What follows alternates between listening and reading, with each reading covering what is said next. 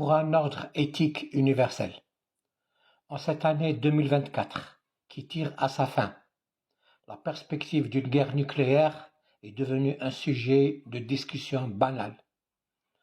La Russie et la Corée du Nord en parlent presque tous les jours comme d'une chose qu'ils sont prêts à déclencher à tout moment s'ils se sentent menacés ou contrariés dans les projets géopolitiques qu'ils souhaitent réaliser dans leur intérêt propre. Alors que ce dont il s'agit, c'est de la fin de la vie sur la planète Terre, la seule planète du système solaire à contenir de la vie. Notre monde abrite des centaines de milliers de formes de vie, bactériologiques, végétales et animales, mais une seule d'entre elles possède l'intelligence, la raison et le pouvoir créatif, c'est l'espèce humaine. Malheureusement, à côté de ses dons divins, elle possède des défauts sataniques, l'égoïsme, l'instinct de domination, l'inclination au mal gratuit. Le monde dans lequel nous avons vécu jusqu'ici est arrivé au bout de ses capacités morales, intellectuelles et culturelles. Il ne peut plus supporter l'existence de dieux spécifiques, et donc forcément antagoniques, de religions s'opposant culturellement les unes aux autres, de politiques particulières et des intérêts spécifiques, source d'injustice et de conflits perpétuels. Il appelle de tout son instinct de survie à une révolution intellectuelle, morale, juridique, institutionnelle et politique aux proportions cosmiques. Ce monde-là a besoin pour aller plus loin d'une transmutation des valeurs humaines afin de les rendre propres à servir la cause humaine, l'intérêt de l'espèce adamique, les idéaux d'équité entre les nations et entre les hommes en leur sein. Un ordre éthique universel est nécessaire si l'humanité souhaite échapper au désastre qui peut l'emporter d'un jour à l'autre. Il faut en finir avec l'ère des hommes et entamer celle de l'humanité.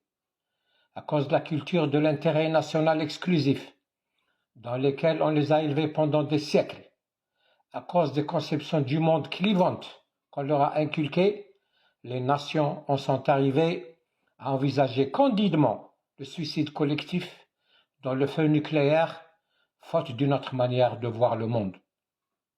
Aucun peuple, aucune ethnie, aucun continent ne peut désormais déterminer à lui seul son avenir sur une planète miniaturisée. Le dessein devra être collectif ou ne sera pour personne. Vivre côte à côte mais dans la différence a trop longtemps conduit à la haine, à l'affrontement, au désir d'assujettissement réciproque. L'enrichissons-nous de nos mutuelles différences qui a inspiré de brillantes envolées politiques au siècle dernier, fait de jour en jour figure de pieuses mais inopérantes prières de voir les hommes réunis sur la base de leur dissemblance. Qu'on fasse le décompte des moments d'enrichissement, entre guillemets, ayant résulté de la pratique de cet humanisme fondé sur la contradiction, et qu'on les compare aux éternités de conflits qui ont opposé race, confession et nationalité le long d'une histoire centrée sur la relativité des vérités, la contradiction des intérêts et la diversité des hommes. Le XXe siècle a donné naissance à la notion de communauté internationale. Pour la première fois dans les annales humaines, les peuples de toute la planète se sont rencontrés tous et à la fois. Ils ont découvert qu'ils pouvaient parler un même langage, celui des mathématiques ou du football, débattre de mêmes problèmes, ceux de l'énergie ou du climat, s'inquiéter d'un futur commun dans les différentes agences de l'ONU.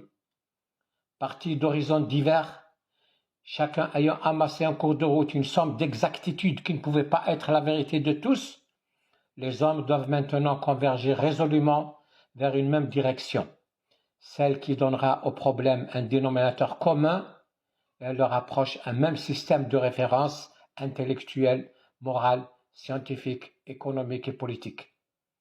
Ce qu'ont réussi les sciences exactes dans le domaine de la matière, mettre tout le monde d'accord, élaborer une terminologie universelle, établir des critères permettant de remplacer le doute par la certitude et le faux par le vrai, pourquoi un nouvel ordre philosophique mondial ne devrait-il pas le réussir dans le domaine de l'esprit?